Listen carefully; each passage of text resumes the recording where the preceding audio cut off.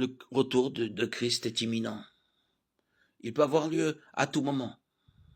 Avec l'apôtre Paul, nous attendons notre bienheureuse espérance, la manifestation de la gloire de notre grand Dieu et Sauveur Jésus-Christ. Tite 2,13. Sachant que le Seigneur pourrait revenir dès aujourd'hui, certains sont tentés de cesser toute activité en l'attendant. Il y a une grande différence entre savoir que Jésus pourrait revenir aujourd'hui et savoir qu'il va revenir aujourd'hui. Jésus a dit, quant au jour et à l'heure, personne ne les connaît. Matthieu 24, 36.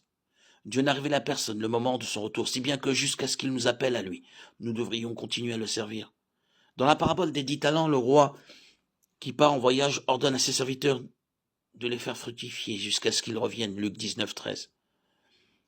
Le retour de Christ est toujours présenté dans les Écritures comme une motivation importante pour agir, non comme un prétexte pour cesser toute activité. En 1 Corinthiens 15, 58, dans son enseignement sur l'enlèvement, Paul dit « Travaillez de mieux en mieux à l'œuvre du Seigneur ». En 1 Thessaloniciens 5, 6, il conclut son enseignement sur le retour de Christ sur ces mots.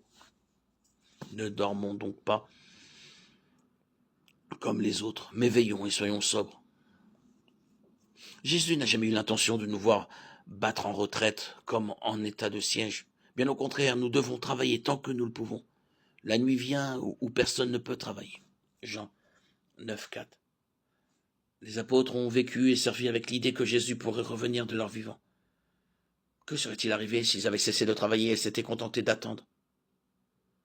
Non seulement ils auraient désobéi au commandement de Christ d'aller dans le monde entier proclamer la bonne nouvelle à toute la création, Marc 16, 15.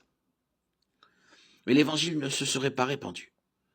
Les apôtres avaient compris que le retour imminent de Jésus impliquait qu'ils devaient d'autant plus s'activer à l'œuvre de Dieu. Ils vivaient pleinement leur vie et chaque jour comme le dernier. Nous aussi, nous devons considérer chaque jour comme un don et le vivre pour glorifier Dieu.